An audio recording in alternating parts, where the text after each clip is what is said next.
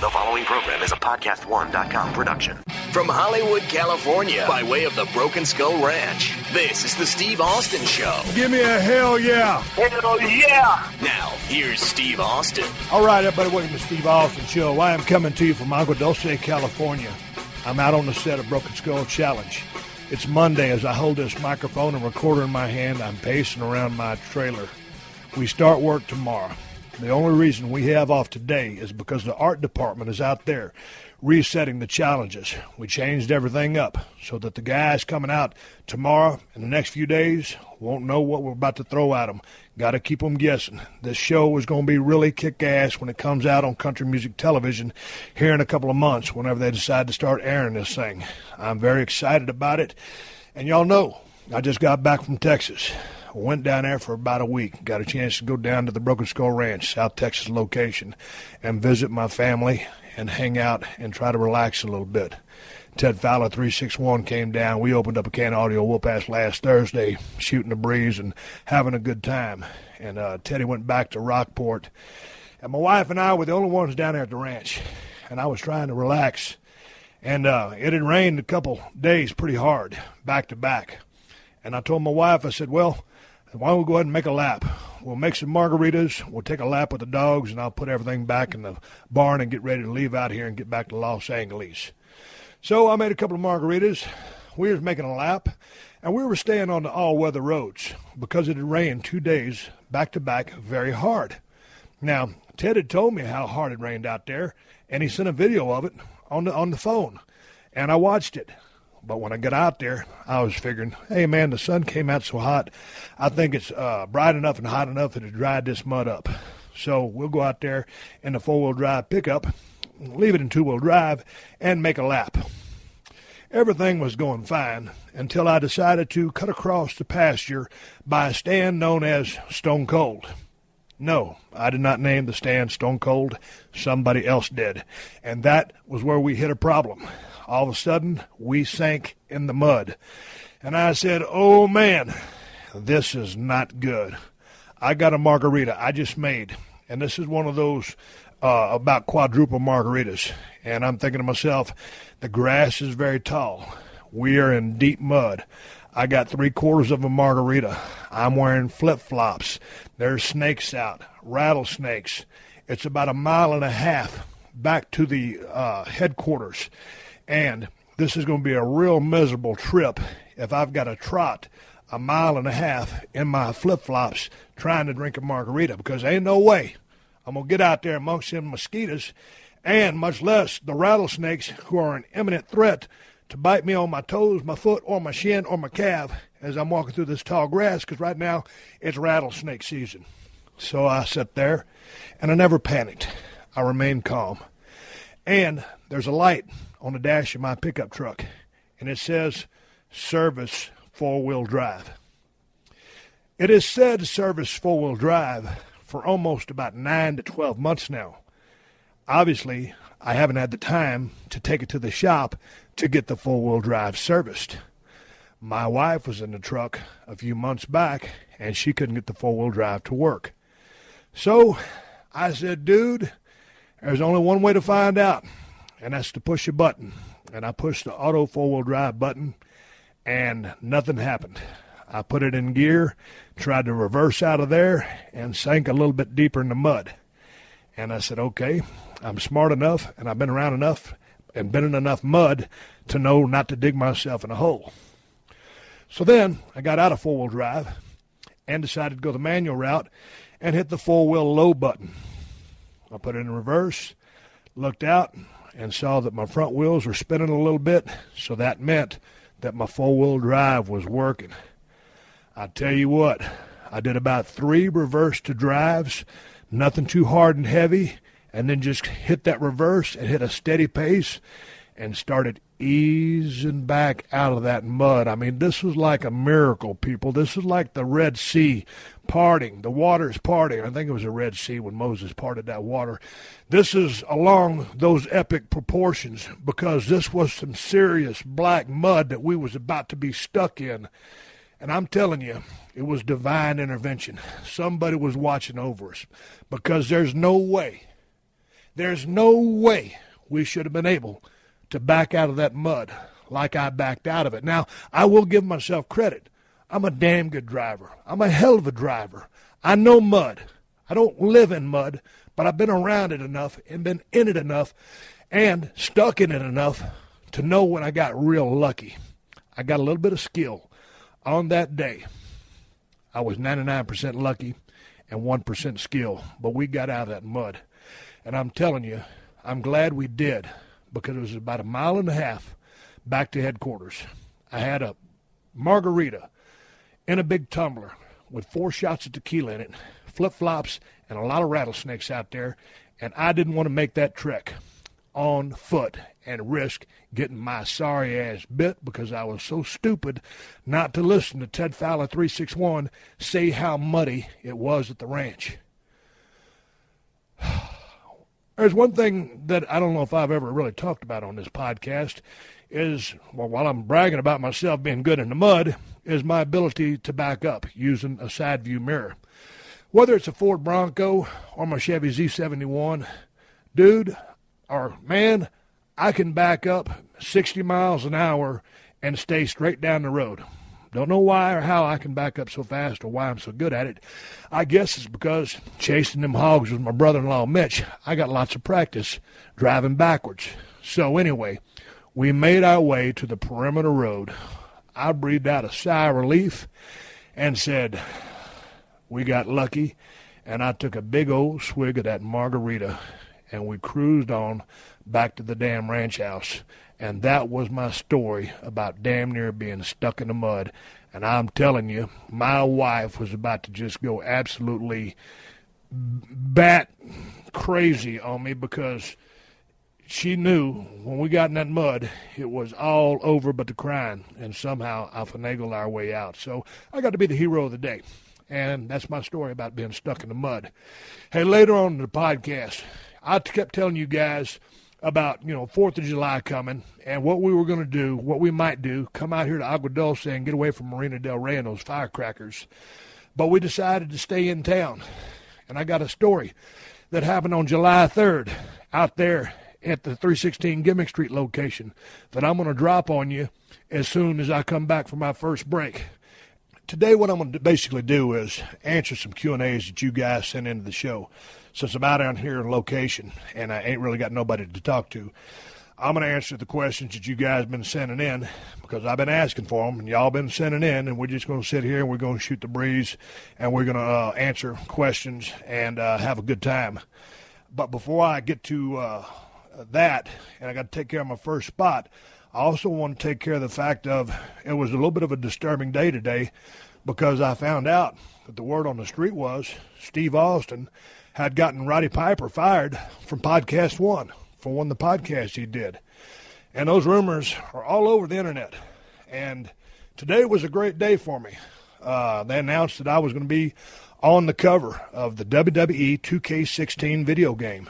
And I'm going to talk about that when I come back from my break, too. I'm so proud of that. I retired in 2003. Well, let's just say I left the wrestling business in 2003. So, fast forward all these years, 2015, the fact that I could be on the cover of this video game was an incredible honor, and I'm very proud of it. So I want to talk about that when I come back from the break. But I want to address the issues with Roddy Piper. But when I started reading all this, I was so confused and conflicted of why and how all this went down. And I read more articles, and I'm thinking, man, this couldn't be further from the truth. And I was going to address this on the open of the show just to get it out of the way. But I said, man, I got to put it on the back burner.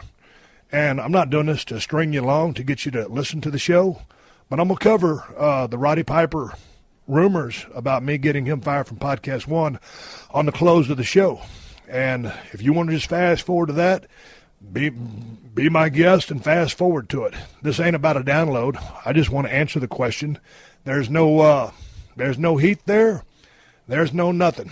I'm going to give you the facts exactly as they happened. I've got a lot of respect for the career that Roddy Piper had inside the squared circle. He paid a lot of dues. He entertained a lot of people. He drew a lot of money.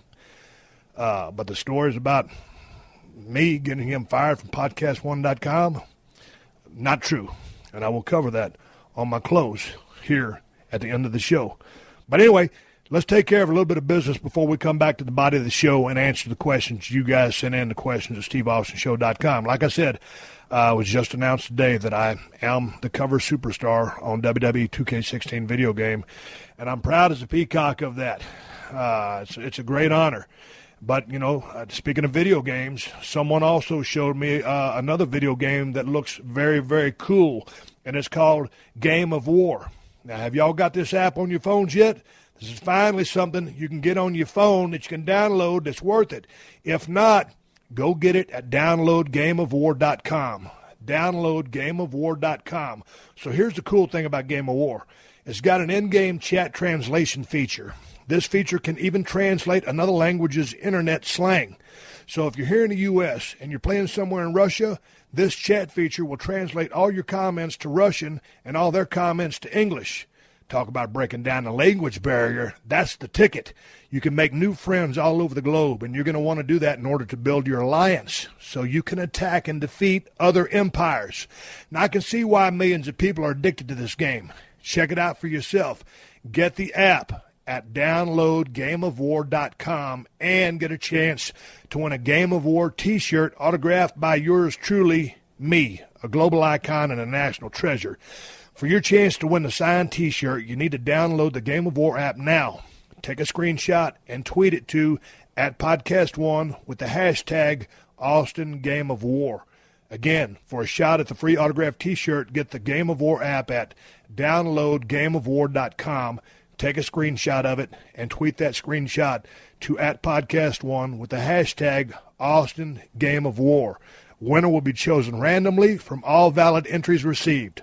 All right, everybody, here we go. Let's go ahead and open up a can of audio whoop ass and get on with things. I'm going to answer the question you guys sent in, but I got to tell you a quick story. And it all started with, now that the WWE 2K16 video game announcement has been announced, and I can let the cat out of the bag and say that I'm on the cover, I'm very excited and very honored about it. The feedback on Twitter has been outstanding.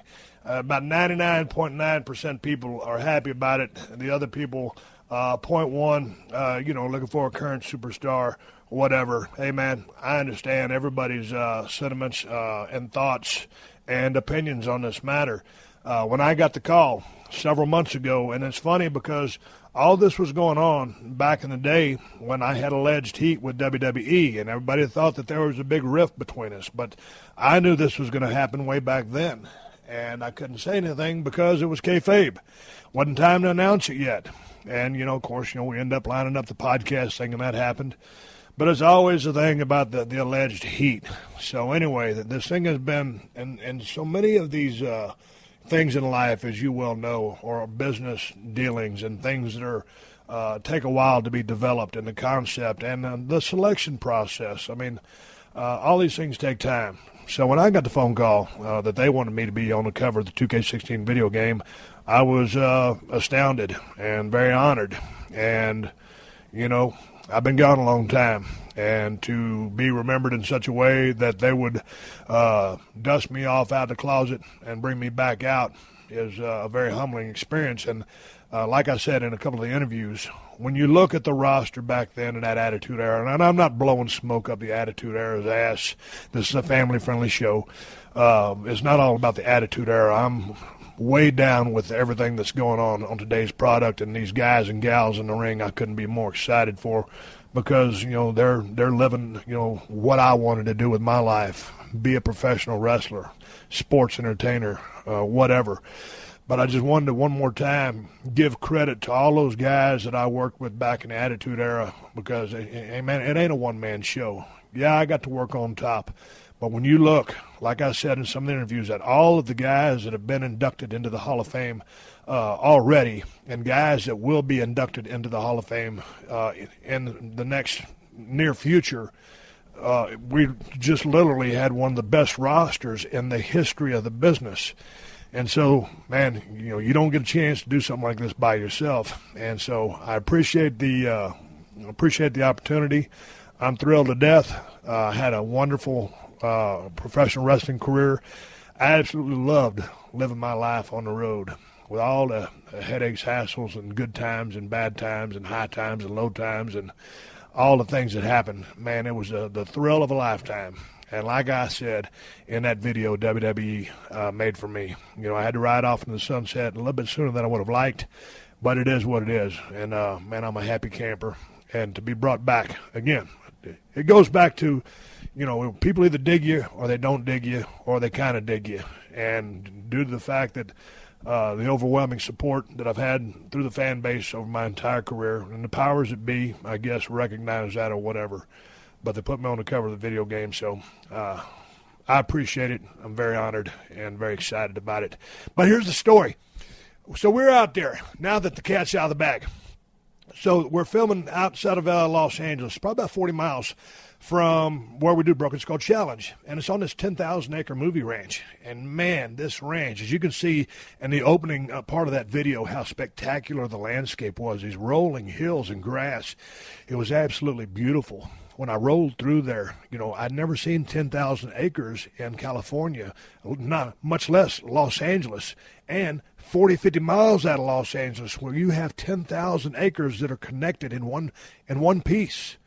And I was like, dude, I went to the check station. I said, did y'all's family own this for years and years and years? And the guy said, yeah. And he started giving me the story about, how the land came to be. And, of course, me, man, I just got a brand new Kawasaki mule. I said, man, I got a Kawasaki mule. I said, man, is there any way I can come out here and ride? He goes, yeah, man. He gave me his phone number. So I got a place to go ride old Buck the Mule whenever I get a chance to on this 10,000-acre place where we shot the commercial, the video that you're seeing online right now. Well, here's the thing. Anytime you go shoot something, like when you're doing a movie. Okay, let's talk about The Rock. The Rock's the biggest movie star in the world right now. When they're doing the rehearsals or the setups, he's got a stand-in guy. And so The Rock's not out there while all the stuff is going on in the setup. He's number one on the call sheet. So when they get ready to roll cameras, that's when they say that's when they'll invite Rock to the set and say, hey, man, we're ready for you if you're ready to go. And so that's the same thing that happens on a commercial shoot or a video shoot. I was number one on the call sheet, so I had a guy out there that was kind of jacked up, looked like me, had a bald head and a goatee.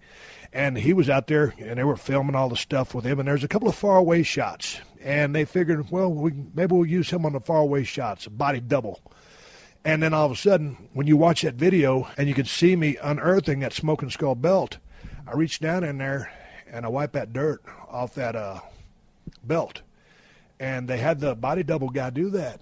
And they noticed when I came out there for continuity, they said, hey, Steve, can you take off your wedding ring and your watch? I said, sure, no problem. So I took off my wedding ring and my watch. And he said, but you can leave the other ring on because that's kind of your trademark, the skull ring, right? I said, yeah, the skull ring is obviously my trademark. I've been wearing it ever since about 96, when I got the thing in Houston, Texas. So anyway, and here's the thing. I've worn that ring so often for so long, it's got a flat spot in it where I hit it up against stuff and you grab stuff when you're working out because I trained with the thing on. And the night before the video shoot, my wife and I had went out. And because it was my only day off, we shot this commercial on a Saturday. I've been filming Broken Skull Challenge Monday through Friday, and Saturday was supposed to be my day off. But because of the schedule, because I needed to get this shot, I had to work on my day off. So it was a 12-hour production day. I drove out there to the 10,000-acre ranch, and we're going to do a scene that was going to take all day. So I was there for the long haul. And my point is, by eating a hamburger, drinking a margarita, and eating some French fries, this was my cheat meal for the week, my fingers swole up. And they said, hey, man, could you take the ring off and let the body double wear it? And I said, yeah, it's fine with me. So there I go. I use my left hand, and I spit on my finger, and I'm trying to get that damn ring off my finger, but it's so bent up that I couldn't pull it off. I said, man, does someone have some soap or some alcohol scrub, something slippery? And they started squirting a bunch of stuff on my hands. And I'm pulling, and it takes me literally, this is God's honest truth, about 3 minutes to get that dang ring off my finger. And when I did, it hurt. And I actually pulled some of the skin off my finger. But I was bound and determined to let that cat wear that ring while they was filming that. Well, they filmed it, and they said to me afterwards, they said, Steve, your hands are very distinctive. Or they said, Steve, you have very distinct hands. Would you mind putting the ring back on and you brushing the dirt off the belt? I said, of course I will. I said, that's why you guys brought me out here, because you want me to be in the video. I said, man, you got me here all day. I'm here to do whatever work you need me to do. So here we go. I've got to put the ring back on my finger. Well, in the process of pulling it off, I had made my damn knuckle, my middle knuckle, swell up pretty damn big. Also, the fact that I'd had the french fries, the margaritas, and the hamburger on my cheat day, not a regular everyday occurrence, my fingers were swollen up to begin with.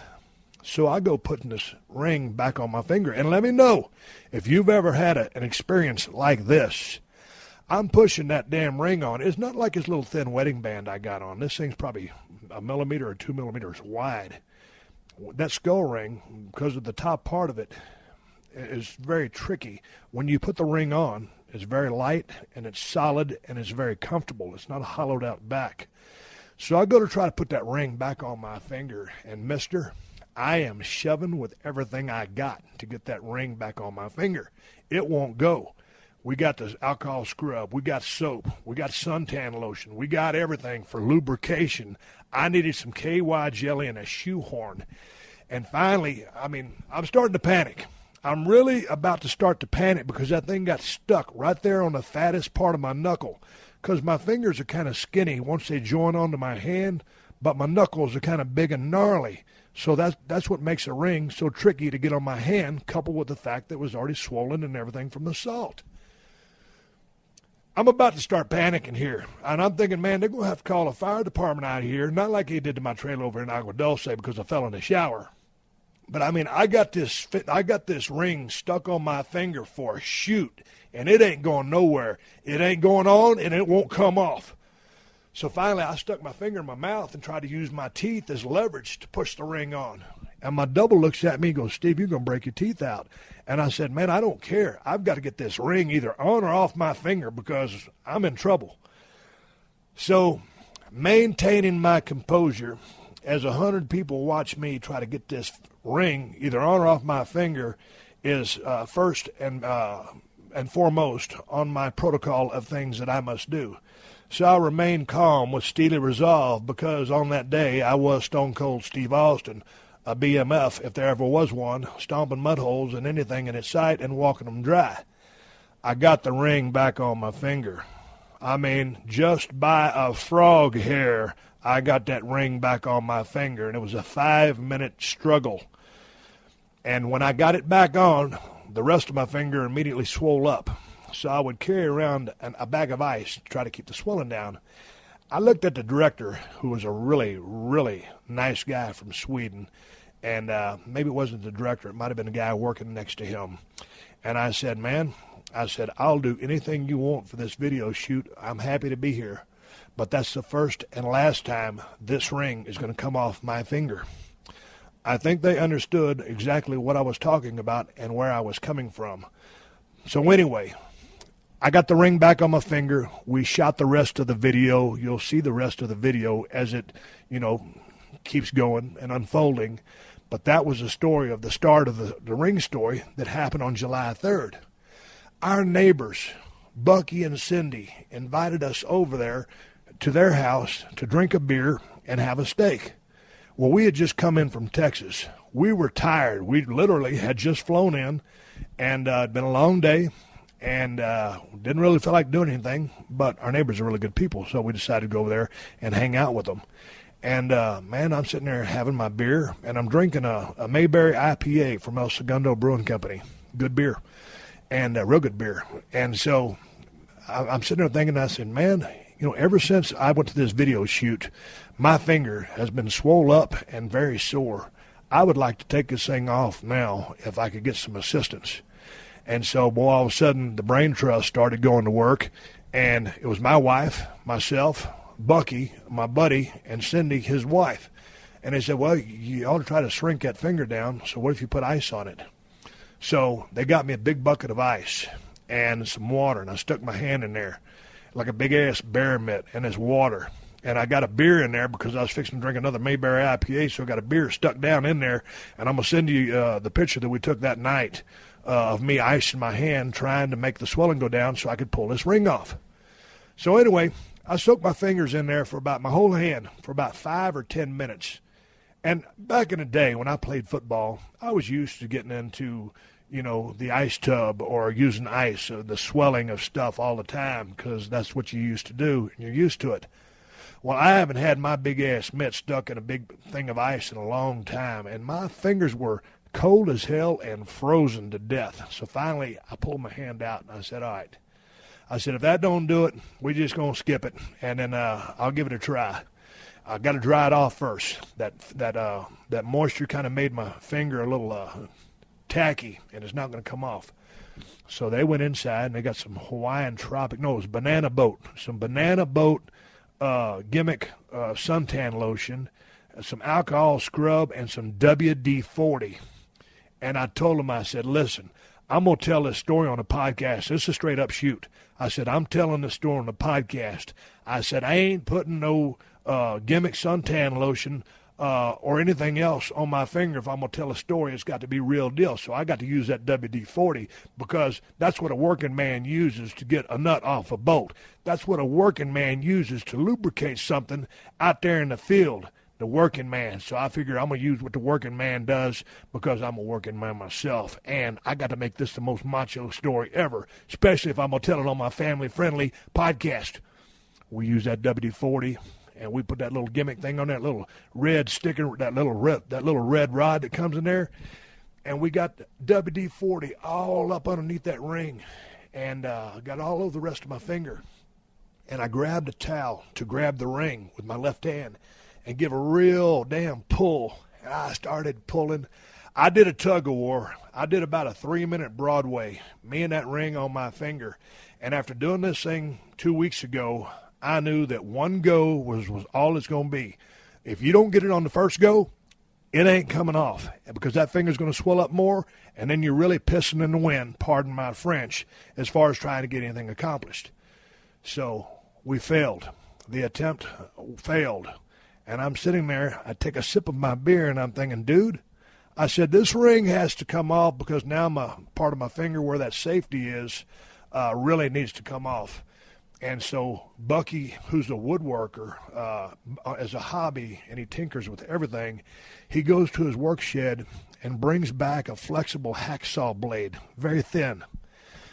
We slide the hacksaw blade underneath the ring and get it over that big-ass callus on my palm that I got so much from working out in the gym, tossing them iron bars around. And he's going to pull this thing back and forth and cut through the ring. Well, that didn't work. So we pulled the blade out, and I looked at him, and I said, dude, I said, you got a hammer? And he said, yeah, I got a hammer. I said, what I want you to do is hit it over here on this ridge and see where this flat spot is. If we can get that to bend out, that's going to create the space that I need to get the ring off my finger. So I got my hand laying on the table. Now, Bucky, my friend, could have pulled a rib on me and knocked the living hell out of my finger or my hand if he wanted to, but he was using the skill of a surgeon because he's a woodworker. And we were tapping on that damn ring, and we were mouse-shaping it and reshaping it and misshaping it. And finally, after all the tapping with that hammer, we bent it up pretty good, but we weren't successful. And finally, I looked at him. I said, man, there's a pretty good crook in there. I said, you got a pair of 10 snips, wire snips, cutters, anything? He goes, yeah, I think I do. So he goes back to his workshop, comes back with a big-ass set of industrial-size scissor-looking gimmicks that were snips. And I said, dude, I said, stick that point up underneath the thin part of that ring and just give it a cut. Man, he stuck that thing in there, gave a good squeeze, and cut through half of that band. Stuck it in there, repositioned, cut through the entire band. We were successful. Okay, we've got the ring cut in one space.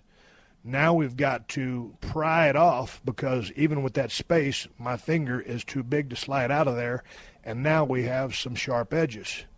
So he proceeds to go back to the workshop and gets a pair of pliers. and with a pair of pliers, we're able to bend both of those pieces of the ring out so that I can free my finger. So we destroyed the ring that I've been wearing, or one of the rings that I've been wearing for, over 15 years. I can't remember. I've lost and replaced a couple of them, but I've had to have that ring for probably 15 years. And I'm going to put a damn picture on Twitter about that damn ring of me with my hand in that ice bucket with that Mayberry IPA, and me with that damn ring and those wire snips, or the destroyed ring on the table. And that was my story of July 3rd, right before the 4th of July. And so, Bucky, you old creative rascal, you, thank you very much for not just whacking the hell out of my hand with that hammer, and thanks for using the wire snips to cut that damn thing off my hand, and thanks to WD-40 for being so damn macho and slippery. We couldn't get the job done with you, but you've helped me out in so many other occasions down at the ranch with the tractor and everything else. More power to you. So that led us to the 4th of July. And my wife and I decided, you know what? We're going to chill on the 4th of July. She talked about coming out here to Agua Dulce because there's a fire ban out here because it's so dry. And she thought, man, that trailer over there is so nice. Why don't we just go out there and we'll chill out there and we won't have to worry about the fireworks. I said, the direct TV's down, the satellite's down. I said, it's a wonderful trailer, but I think you're going to be bored as hell over there. Even though you just like to chill out with me, I think you're going to prefer being in the coolness of the marina. So we decided to stay in town. And sure enough, just like I told you guys on the podcast, Marina Del Rey, they started lighting off them firecrackers. And what my wife and I was going to do, we were just going to fire up the grill and make hot dogs. And that's exactly what we did. I drank about 3 or 4 beers. Again, this is on a cheat day, the day after the cheat day I had with Bucky and Cindy. And it was the 4th of July, so I could throw an excuse in there. So we chilled out, and they started busting them firecrackers. And we didn't think, because Shona, our black lab, is the one that's petrified of all the noises. And she's 12 years old now, and she don't hear quite as good as she used to. So she wouldn't hear them at first. But then she started dialing in, and she knew what time it was. It's like every year she knows that it's July 4th or it's New Year's Eve. She knows what kind of firecrackers go with what noise, and she knows what time it is. She knew it was July 4th, and she started getting real nervous. So my wife said, we're going to have to give her some Xanax. And so we busted out a piece of cheese, because I don't know if you've ever tried to give a dog a Xanax, and hopefully most of you haven't, because you don't need to. And if you didn't need to, the dog didn't need a Xanax to begin with. So, you get a piece of cheese, like a slice of cheese that you would use on a sandwich, and just kind of wrap that little 1 milligram of Xanax in that, and you feed it to Shona. And there in about 30, 45 minutes, she starts chilling out a little bit. Well, we got through kind of just, doing our thing. We're just kind of visiting, listening to music. I had on my little portable boom box, and I had to play that thing loud. I was playing Easton Corbin's new album loud. And then I had to switch over to rock and roll, even louder. And then I had on Pandora radio. And it was about time to go to bed. And as a matter of fact, my wife had already fell off to sleep. And I'm sitting there with the little boom box. I mean, this thing will rock. It's called a job rocker. And this thing is what I use out here on the Broken Skull Ranch when I'm working out here in South Texas. I bought one for the ranch. I liked it so much. And I got that thing cranking. And, man, it's past my bedtime. I don't need another beer. I just want to go to sleep. But I can't, because the job rocker's pumping out the jams, so Shona can't hear the damn explosions from all the people who love to do fireworks on the 4th of July, which is a national pastime. It's a national, it's a July 4th. It's a tradition. And so, finally, in the wee hours of the night, the firecrackers stopped. I turned off the boom box. I didn't have a ring on my finger. My finger is still swollen to this day. As I record this podcast, I don't have a ring on that finger, and I won't for quite some time. Shut off the lights and got some sleep and chilled out and enjoyed the other 2 days at the house. And now I am fixing to take a break, and when I do come back, I'm going to answer the questions that you guys sent in, the questions at SteveAustinShow.com. Those are just a couple of the little BS stories, the headaches, hassles, and the horse manure that goes on in life. Everybody has them. I've had a bunch of them here lately, And when I come back, also on the close of the show, I'll deal with the Roddy Piper rumors and talk about that, and that'll be on the close of the show. I'm coming right back to answer your questions here on the Steve Austin Show. Had to give you a couple stories and tell you what was going on with the global icon and a national treasure while I'm out here in Agua Dulce, California. I'm coming right back after a word from our sponsors. You're listening to another classic episode of the Steve Austin Show, only on PodcastOne. Do you own a home or condo? Or perhaps you rent a house or apartment? Sure you do. And Geico knows it can be hard work.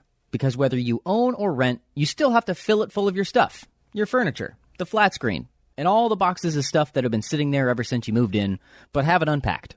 It's hard to find the time, right? But you know what's easy? Bundling policies with Geico. Geico makes it easy to bundle your homeowner's or renter's insurance along with your auto policy. That way, you'll rest easy knowing that your home and all your stuff is protected. Like the furniture and that flat screen.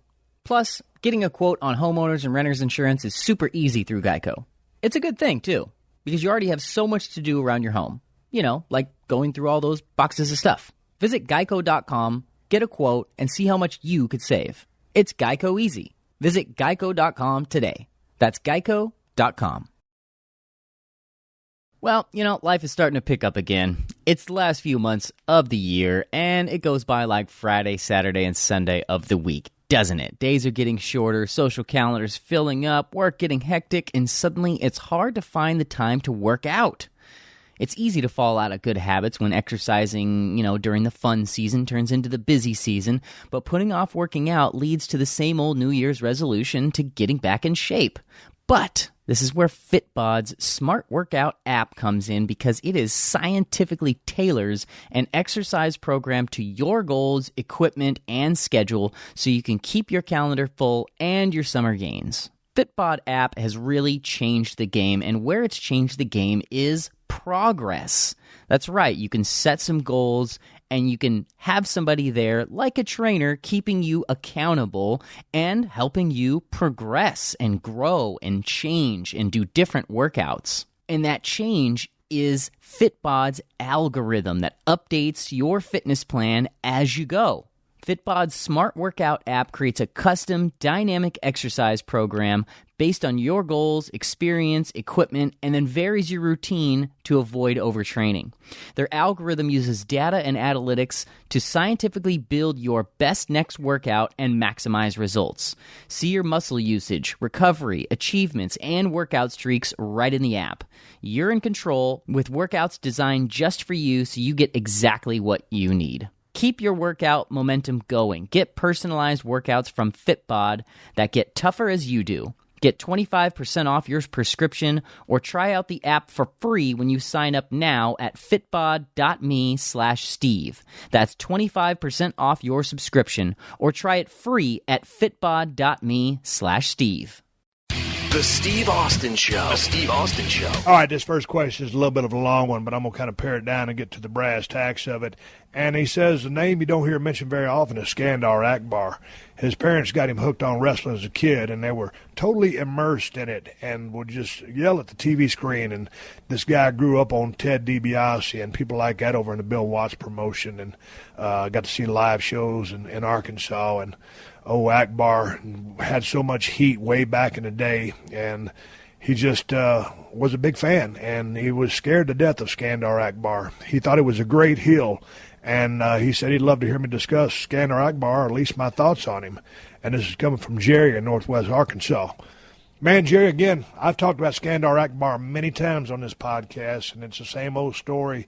Man, he was a heel manager, and he was running Devastation Incorporated at the time there at World Class Championship Wrestling in Dallas, Texas. And I always thought Devastation Incorporated was one of the greatest names of a faction in the history of the business. It don't get no more badass than Devastation Incorporated, believe me. I know a few things about badass things. Devastation Incorporated is at the top of the list with a lot of the other great ones that just stand alone by themselves. But Skandor Akbar was one of the kindest people that I ever met in the history of the business. He was always cool about telling me, he goes, save your money, kid, save your money. And Skandor Akbar, who was managing heels at the time, And Bronco Lubitsch, who was a referee, and Bronco Lubitsch used to wrestle way back in the day, and it was also on a tag team back in the day. His partner's name escapes me at this moment. But I would get in the back seat when those guys were going down to the roads, and we were doing some shots over there in Louisiana.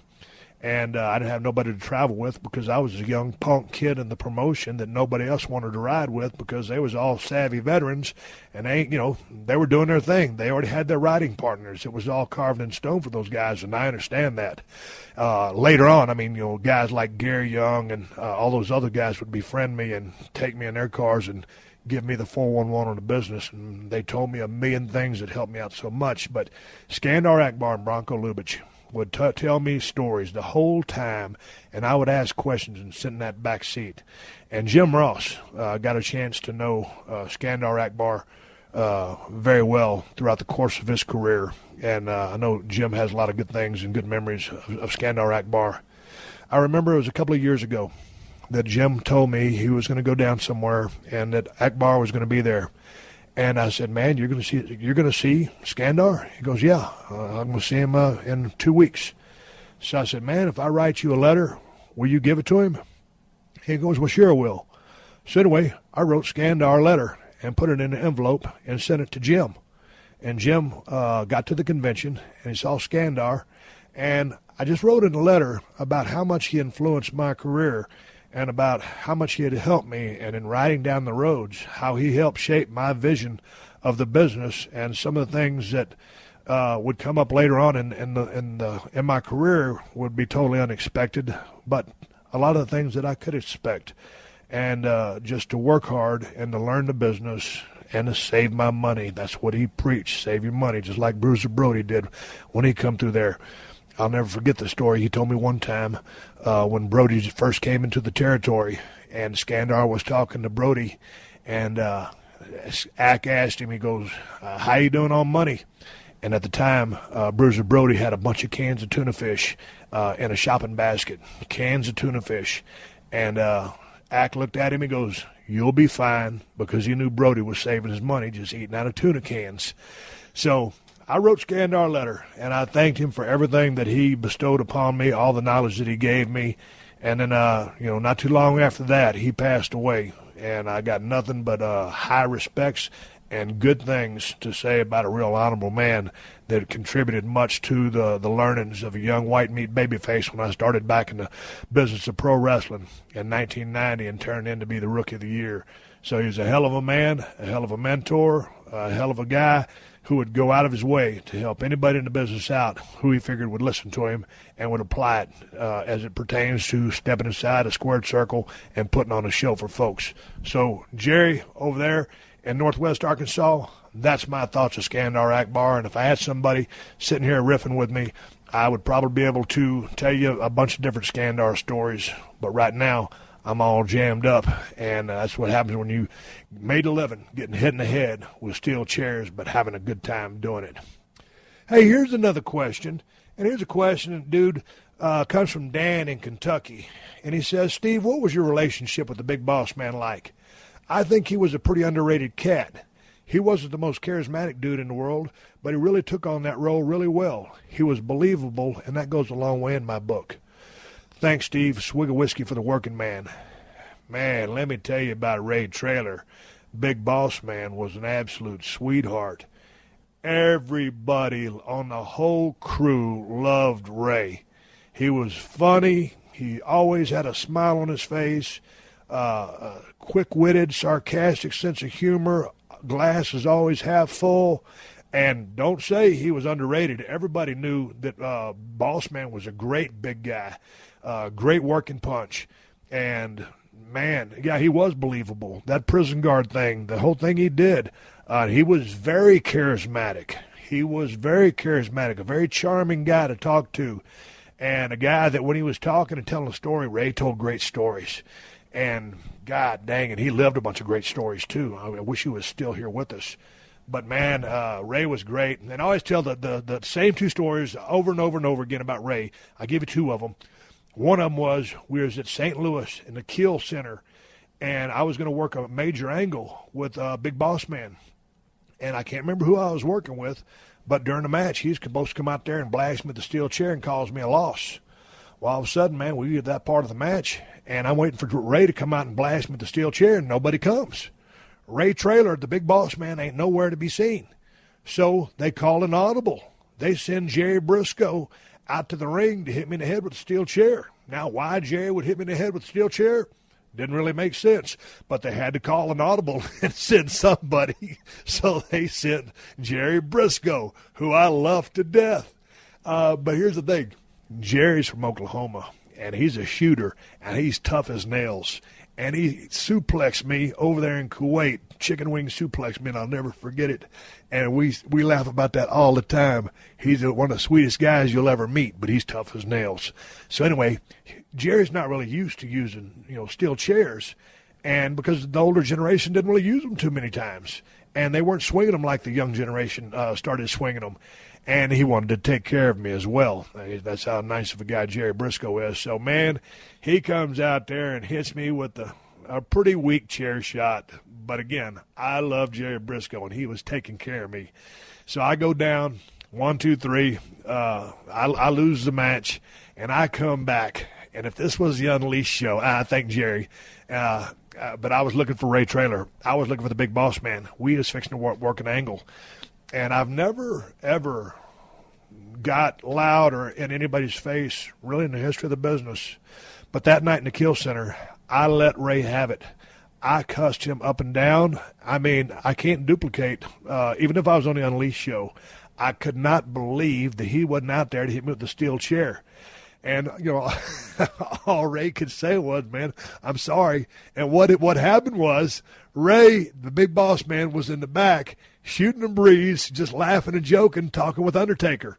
Undertaker, I think, was probably in the main event or whatever. They weren't working together, but he was just back there shooting a breeze with Taker, and he had missed his cue to come out and blast me with the steel chair.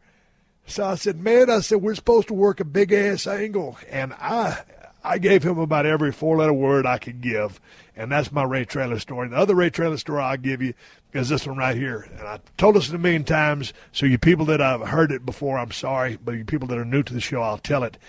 Back in the day, we used to go to Germany and the UK, and we'd be gone for 2 weeks. We'd be in Germany for 7 days, and we'd be in the UK for 7 days.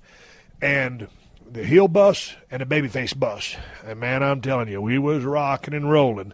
And you'll see some of those pictures of the back of that bus floating in cyberspace every now and then on Twitter. And it's a story. It's a picture of a table in the back of a bus. There's 10 or 12 or 15 guys of us crowded around that table. And I'm telling you, mister, there was some heavy-duty drinking going on. And then we rolled into the hotels. There was more drinking going on, and we was having a blast. And so you get into these trips, and, man, I'm working with Ray a lot. And we was pretty crisp there for the first couple nights. And then he was having a little bit of a ragged night. He was a little off. And Ray had a quick left hand. Man, he could really zap you with that left hand. And it was an awesome working punch. Except this time, he was really laying them in too much, and he was catching me. And I've never really had to send a hard receipt back to a guy in all my years of professional wrestling. Almost never, because I work snug anyway, and guys who were feeding my comebacks can attest to, and I thank them for it. But, man, I like to work snug. Not strong style, but snug, And certainly don't want to hurt anybody, and I expect the same back out of them. I'll give exactly what I take. I'll take exactly what I give, however you say it. Anyway, Earl Hebner, one of my favorite referees of all time and a good friend, was refereeing the match. And Ray hit me with about 6 or 7 live rounds. I mean, the match was going on. We had the people, and I can't remember if we had been in Germany first or this was the UK part of it or whatever, but we had been on the road for about 10 days. And Ray was a little off. He needed to adjust the crosshairs in his scope. And, man, all of a sudden, all of a sudden, Earl Hebner's looking down at me, and he knows I've taken a couple of shots. And he knows there's going to be a receipt coming. He's got this little, grin on his face because he knows something's about to happen. And so I grabbed Ray by the arm, and I sent him into the ropes, and I said, Ray, watch the clothesline. So here comes Big Ray. Ray was about 6'6", 6'7". I was 6'2" in my prime. And, boy, here comes – I sent his ass in. When I send a guy into the ropes, I throw him. And Big Ray, he probably weighed about 320. And big old tall corn-fed dude, I threw his ass in. He comes back off those ropes, and Ray hit the ropes hard. And he's a big dude. And so normally when you hit a guy with the clothesline, you kind of aim about, bottom of the throat, because you don't want to hit a man in his throat, and you don't want to hit him too low. It would take a messed up bump. It's got to be right there in that sweet spot, right below that Adam's apple, almost in that crook where your upper pecs start. Well, Ray, with big ass, was coming across there, and he was looking for that clothesline right in that sweet spot that I just described for you. But that's not what I gave him. And instead of hitting him horizontal with the clothesline, I balled up my fist vertically, and I hit Big Ray right between the eyes with my forearm, which was balled up, about as hard as I could. And Big Ray went down to his knees. I mean down for a shoot. And I popped him in his right between the damn eyes. That's a true story. And Ray, this is how big and tough Ray is now. He knew he had lit me up several times, and he looked up at me, and it was just like a cartoon that you watch on Saturday mornings when one of the little characters takes a bump and the stars are spinning around on top of his head. That's exactly what Ray looked like. And he looked up at me and had a little smile on his face, and he was pretty bewildered because he just got the crap knocked out of him. And he just looks at me and he goes, okay. When he said okay, he was just acknowledging the fact was, you know what? I've been busting your ass all night long. I had that coming. More power to you. Ray Traylor was loved and respected by every man in that business that I ever met. Nobody have a crossword to talk about Ray. He was the nicest guy in the world and a class act 100%. I was a huge fan of his gimmick. I was a huge fan of his work, and I was a huge fan of him as a man. And I'll never forget when old Brock Lesnar first came into the territory. Boy, old Big Boss Man took a liking to him just because Brock, he's so impressive now. But, I mean, when he first came in as a young buck, I mean, he's always been impressive because he's just, genetically, he's just an athletic freak. And, boy, old Ray just knew that he was something special way back in the day. And he goes, golly, you see that new kid? Boy, he's going to be something else. And you were right, Ray. He turned out to be something else. He turned out to be the Conqueror and the guy that ended up ending the Undertaker streak, and the guy who was the UFC World Heavyweight Champion, and the guy right now who's on top in the WWE. So he did turn out to be something special. Those are my memories of one Ray Traylor, a.k.a. the Big Boss Man. Here's another one. Hey, Steve, you've wrestled in ECW, WCW, and WWE, and what I noticed in the ring itself is different sizes in each of the three organizations. WWE's squared circle is big, ECW's was slightly smaller, and WCW's was smaller than that. Or at least that's how they looked to me on TV anyway. I'm possibly wrong. If the ring sizes were indeed different, how did that factor your in-ring performance going from one company to another when you had varied amounts of room to maneuver? So let me talk about that. He asked another question about the WWE Championship belt. I don't want to get into that. But let's go to the ring sizes. I think the smallest ring I've ever worked in was a 16-footer. And those are some of those tent shows we used to work way back in the day. And I remember very vividly, that was when I was working with Aldo Montoya, just incredible. Had great matches with him. And we were working those little 16-footers. And I tell you what, when you work in those 16-footers, it's really hard to blow up. And that makes it that makes it a lot of fun because you're covering less space. Now, obviously, you can move with a lot of speed because as soon as you hit those ropes and you go to tackle a guy, you're there, he's there, and the impact happens. And so the high spots, you got to slow down a little bit because the ropes are so close. And if you're coming from a 20-footer, which is what we normally worked at in WWE on the big shows, you've got to slow things down a little bit because it happens fast just because you're in a smaller ring. The give and the forgiveness of those mats and those 16-footers was that was almost trampoline-like. Everybody says, oh, those rings are soft. No, they're not. Those rings are hard. It's so easy to get hurt. But those 16-footers were sweet. That was kind of like landing on a little bit of a trampoline type effect. Loved taking bumps in the 16-footer, and it sounded just like it was killing you. but the speed really happens. And then 18-footer, if I'm not mistaken, I believe that's what WCW was using at the time because it wasn't what WWF was using. And so, that 18-footer is pretty nice. And here's the thing. You work in a 16-footer, you get in a tag match, and if you're not really watching, how you're positioning your opponent, and that guy on the corner, he's got to short arm himself because if he's really hanging onto the corner and stretched out, he can damn near reach all the way across the ring and make that tag. So some of those 16-footers with respects to tag team action, really, you got to be really careful and keep that guy away from the ring. The same thing can happen in an 18-footer. I used to love the way that the Andersons, Arn and Ole, would cut off the ring, when they were getting a heat on somebody, and always prevent that from happening. And there's nothing worse than seeing a guy, especially when back in the old WWF days when they had the tag ropes, and I don't know if they still have them, and you'll see a guy holding the slack end of the far end of that rope, but alligator arming it because the guys are too close. And even a 20-footer, without paying attention to where you are, it'll totally kill and take everything away from that match. When you see a guy over there on the corner jumping up and down, really wanting to tag, but alligator arming it because his buddy, his tag team partner, is too close because the heels have let him get too close. And sometimes when you're watching a match, watch that alligator arm effect. It'll totally take you out of that match. When I first came to WWF, I was in for the surprise of a lifetime because those rings down in WCW, those are pretty good bump rings too. And I was used to those 18-footers, and they were pretty sweet. They wasn't like that 16-footer. You still want to take a flat back bump. You still want to slap the mat. You want to land square. As we know, that doesn't always happen. But those 18-footers are pretty sweet to bump in.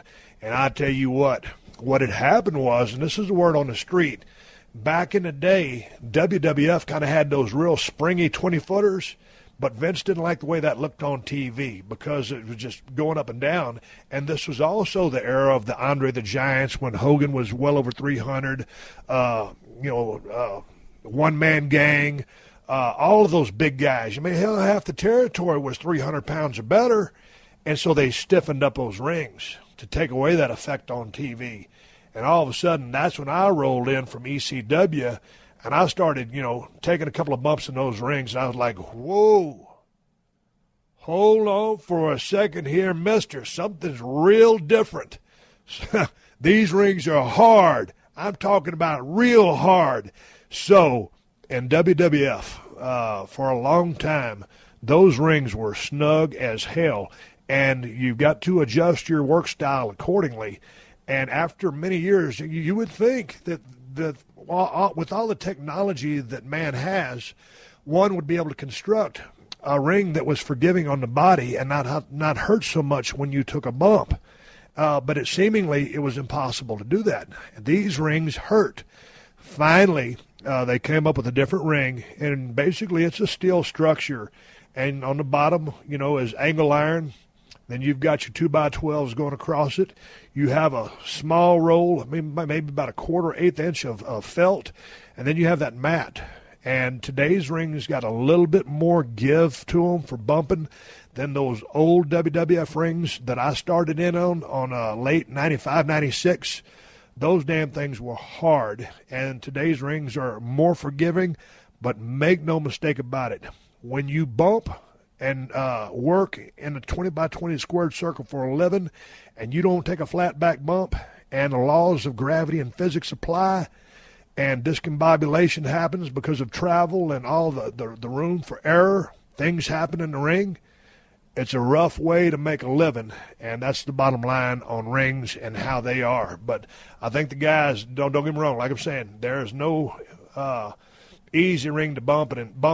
And it was funny, because when I hosted Tough Enough back in 2011, whenever it was, eons ago, it was funny because all of a sudden you got Miss USA in there, Rima, and she was actually a really wonderful person. I had a good time talking with her. I don't know what she's doing now. But when you get some people in there who aren't used to bumping, it's like you either dig it or you acclimate to it or you're completely allergic to it. And I think she was allergic to it because that ring, it's a monster if you don't know what you're doing. and if you take a bad fall on it, and it really scares you, so then you're even more precautious and more careful, and you can't do that. When you take a bump, you have to attack that mat and go flat and slap it. You can't try to protect yourself from it. You've got to go for it with gusto to protect yourself and stay tight. Anyway, that's just an old damn wrestling story. Let me get on. Hey, you know what? I asked you people to send me some emails about buttermilk. I had so many buttermilk emails that I could have made this the Buttermilk podcast. Man, people drink that stuff. They say it's better with a little bit of salt and pepper in it. I got a lot of people say they crumble up cornbread and eat the cornbread out of it. People make pancakes with it. And I said that about on the podcast with Ted, buttermilk pancakes, but you never really use buttermilk in the recipe. It's already built in. But, man, a lot of people use it as a laxative.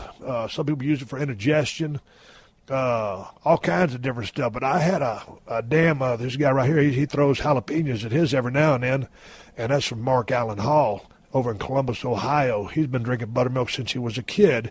Every visit he would go to Grandma's, and she would pour us a glass. He goes, by itself, it ain't great, but add some salt and pepper and stir it up, boom. I throw some jalapenos in there every now and then. So, Mark, over in Columbus, Ohio, I'm probably not going to throw any jalapenos or get any buttermilk myself, but I appreciate you sending that email. But everybody wants to know about the buttermilk, and it's a thing that probably kind of disappearing. I don't think as many people drink buttermilk as they did back in the day. But anyway, here's another dude. He goes, hey, man, I was wondering if you could give a shout-out to my boy Kenneth K. Bradley, who recently paid homage to your entrance at a wrestling-themed fighting game tournament, CEO 2015, complete with beer and stunner, and you can see the video here. This is from YJ. Yeah, man, hey, K-Brad. I saw you. Let me get up from this table. I saw you get in that ring and receive those two beers and crash them together. And then that dude, obviously, he was smarting up to the gig and fed in for the stunner. I tell you what, that blew up my Twitter timeline for quite some time, seeing your ass crash them beers together and give that dude a stunner. So I give you a shout-out. You blew my Twitter account up, Steve Austin, BSR, and appreciate you still remembering what I was doing way back in the day when you was still a youngster. Nice job at the office, and swig of beer for the gaming man. All right, appreciate that, man. Let's move on with another question here. I just had a guy come in here. I'm over here at the Broken Skull Challenge compound out here recording this podcast, and when I rolled up, I tried to get on the internet to be able to send my show over to Stacy over at Beverly Hills 90210, and I found out I didn't have any signal. And I said, man, you have got to be kidding me. Can one more thing go wrong as far as technology issues in my podcast? Because that's the ongoing theme. And so the guy comes over here, and he can't find the signal on my computer like I couldn't find it. And so they come over here and start looking around, and obviously some kind of rodent, whether it was a rat like we got down there in South Texas, a raccoon, a chipmunk, something, whatever it was, chewed through the fiber optic cable here to the trailer. Didn't chew it all the way through, just chewed it about 1/3 of the way through, and that was enough to knock out my Wi-Fi. So what I'm doing is, he just brought me one of them hotspots, one of them little gimmick things that's slow as hell. There's no way I can send my show on this, so I'll take my computer setup over to the production part of the show. I live over here where I'm a hermit and hang out by myself. I got to get my swell on, so I'll take the computer over there, download my files, and get them to Stacy. But anyway, that's what I got going on over here. Dude just knocked on the door and tried to hook a brother up. So I got a little bit of internet right here, but it ain't fast enough to send this show. Hey, man, old Derek from Kentucky sends in a question. He goes, hey, Steve, how did you train Hershey to be so well-behaved that you can take her everywhere with you and she don't tear things up? I'm telling you what. Ever since I bought Hershey off my buddy Trey down there in Cotulla, Texas, that dog has been nothing but one of the smartest dogs I've ever been around. And she's just so mellow and sweet and understanding. And she doesn't get real excited in the wrong way about anything very fast. And she's just so cool that if I'm walking somewhere And, like out in the country. And there's or if we're out here when I bring her out here to Broken Skull Challenge, well, I don't keep her on a leash. She just does what she wants. But, man, I'll sit there and start talking to somebody, and she'll just flat out lay down on the ground. If I move over 10 feet, she'll watch me. If I move over anything further than about 10 feet, she'll come lay back down right by me. And she won't move. And if there's another dog hanging around, she won't bother the other dog. So that dog has been my damn best friend for 8 years now. One of my best friends. I got to throw my wife in there too. But, man, I love that dog. But she's always been like that. And what we're doing right now, she's 10. And, boy, I hope that dog lasts another 30 years because I love her to death. But we have another Labrador Retriever, Silver Lab, and her name is Moolah. And Moolah is really, really good. She's a little skittish around strangers. She's good with women. She doesn't trust men too much. But when my wife takes her to restaurants and stuff, and we got leash loss, she's outstanding. She'll just lay there wherever, Kristen puts her, and she'll just hang out and be very mellow. So Moolah's kind of on the right track. And that's one of the reasons why, Hershey's not out here on the compound with me, because Hershey and Moolah are such good friends that when Hershey was out here, she missed Moolah. And when Hershey wasn't at home, Moolah missed Hershey and totally discombobulated her schedule. So that's why I leave her at home right now. But she's the best dog in the world. Hey, man, Derek also goes on to ask me, he said, hey, what's the worst drunk purchase you ever made on eBay? And put in parentheses, I've done it too.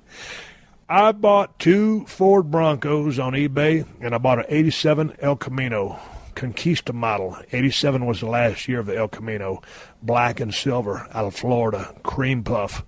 I think I paid too much for the green and silver Bronco. Probably could have got that thing for a little bit cheaper than I did, but the wine in me said you must bid more because someone is beating you. But that's not the worst purchase I made.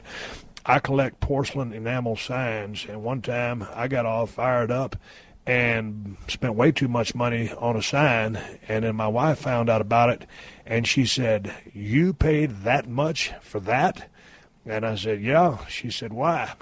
And I didn't have a really good answer for her other than the fact that I'd had a couple glasses of wine in me. So my wife, being the return person that she is absolutely incredible. My wife saves the receipts for everything in case something, and man, if something's a real deal and she loves it, she'll never take it back. And but she don't use it. If something doesn't work, like she buys something for me and I don't like it, like clothes and stuff like that, because I'm real bad about clothes, just take it back. Me, guys are guys. Just like I was talking to Ted Fowler 361 down there at the Broken Skull this past Thursday. Ted don't return nothing. He'll eat it just like I will, because that's that's what guys do. Man, I ain't got time to go down to Walmart or Home Depot and sit in a return line. So now my wife, she got on eBay, read the return policy, and the dude didn't want to do the return or give the money back. But she said, this is your policy, this is what's on eBay, and this is what you must adhere to. Long story short, sent the sign back, got the money back, thanks to my wife, the wife of a global icon and national treasure. That's the worst thing I ever bought on eBay. I won't tell you what the sign was, and I won't tell you how much I spent for it, because it was dumb. Hey, dude says, is Alligator down at the ranch? Yes, he is. The Broken Skull Ranch, about a third of it is completely flooded. There's water everywhere in the central part of that ranch. Alligator hangs out at Tombstone Lake. That lake is way filled up. So Alligator's doing, he's alive and well, and he's thriving. Ted ain't been able to feed him no rabbits or anything lately because the water's too deep, but Alligator's still down at the ranch. And the last question, Derek says to me, he says, hey, Steve, what kind of gun do you suggest for home protection?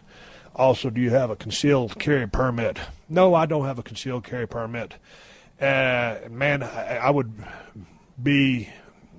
don't know what to suggest for home protection because there's so many different theories on a wheeled gun versus an automatic and, a wheeled gun with a hammer or a hammerless and all that stuff. So there's way more qualified people than me to suggest a particular gun for home protection because I don't know how proficient you are with a weapon. Me personally, I keep a Glock 45.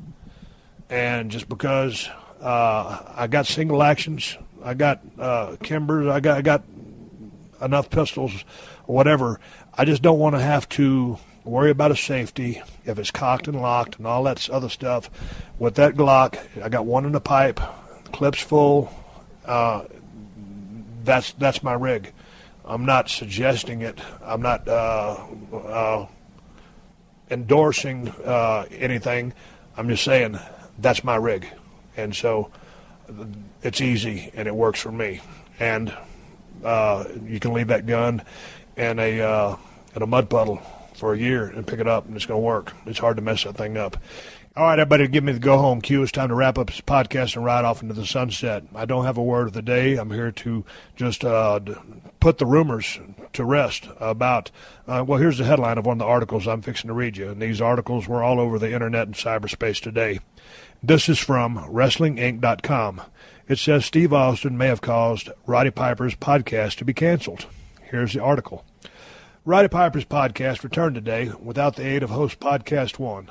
Will Sasso was a guest and, as it turns out, created quite a bit of controversy regarding the release. Sasso impersonated Steve Austin on the podcast, something that Austin apparently took exception to. Piper apologized to Sasso on air as Austin was apparently upset about the impersonation. Sasso and Austin are friends, and it got Sasso in trouble, according to Piper. After the show aired about 6 hours, it was taken down from where I was formerly with the threat of firing me. There's the problem. Don't threaten me. This podcast had so much love in it. It's a strong reaction I got to want to fire me, Piper said. He said on Periscope recently that he's been fired before, but would want to at least do something that warranted the firing. Piper's co-host stated on the podcast that he didn't think anything went too far, and more people simply needed to take it as a joke. Stone Cold strikes me as the type of person who doesn't have a sense of humor, Piper's co-host said. Piper added, it's satire. I don't take shots. This was in love. All right, so that's the article. And my response is the timeline is a little inaccurate. I don't know what they aired today on SoundCloud, if it was the same podcast or whatever. But that podcast was recorded 3, 4, 5 months ago. And it was what it was. And now it's water under the bridge. And so I didn't like the podcast. It had some business of a personal nature that I didn't care to have floating around out there being downloaded in cyberspace. So I had to remove from rotation when I did. And I went down my road, and Roddy went down the road he went down. We both kept podcasting. And all of a sudden now, I get blamed for his departure from PodcastOne. Well, it couldn't be further from the truth.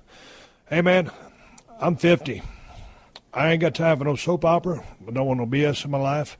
I've created enough and been in enough way back in the day to do it anymore. So it is what it is. Here's what happened. I put a call in to find out from the president himself of PodcastOne what happened. He was over in France. I had to send him an email, and he ended up calling me back. And I said, I'm getting blamed for the fact that Piper's left PodcastOne. What's the deal? And here's what happened. Roddy requested a meeting with the president of PodcastOne, went in there and expressed the fact that he was no longer interested in doing a podcast with the PodcastOne network, and he wanted to focus on other things in his life. There were some other details in there, which I will not divulge. This is a conversation that I'm paraphrasing, and I don't want to go too far into details. Anyway, president of PodcastOne says, Roddy, if you don't want to do a podcast for us, you don't have to. And so Roddy said, thank you for the opportunity. He shook his hand, and he walked out the door. So for the hot potato or the blame to be placed in my lap that I ran him off or had him intimidated or had anything to do with him leaving is totally false. Roddy asked for the meeting. He got the meeting, expressed his desire to leave the company, and it is what it is. To my knowledge, on paper, he's still under contract with PodcastOne. It was reported to me that if he wanted to go back and continue his podcast, he could. Whether he does or not is up to him. I guess he's already in business with someone else, with the SoundCloud thing, whatever it is. That's his business. I had nothing to do with it. I'm going to wrap this thing up. To Roddy, you're one of the all-time greats in the business of professional wrestling. I cheered for you as a babyface. I booed you as a heel and respected everything that you did, and your Hall of Fame career speaks for what it is. And to that, no hard feelings. I don't want to back and forth on this. Closed book. That's my side of the story. I will not respond to anything else. And what I've spoken is the bottom line, and what I've spoken is the truth. I had nothing to do with Roddy Piper leaving Podcast One. End of story. My name is Steve Austin. I appreciate you supporting this podcast. I'll catch your ass down the road. Thank you for joining us for another classic episode of The Steve Austin Show. Please leave a rating and review on Apple Podcasts and tell your friends. For more Steve Austin Show, go to PodcastOne.com. That's PodcastOne.com.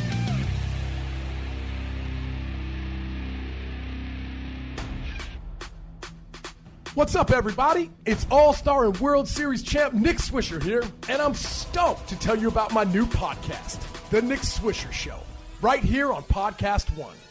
If you know me, you know I've worn a lot of hats in my career, and each one of them has had highs, lows, and a whole lot of learning in between. And that's exactly what I'm bringing to this podcast. You're going to get crazy interviews with athletes from their struggles to their successes and all their unbelievable superstitions along the way. You're going to hear from hometown heroes that are stepping up to the plate and making positive change and influences in their communities.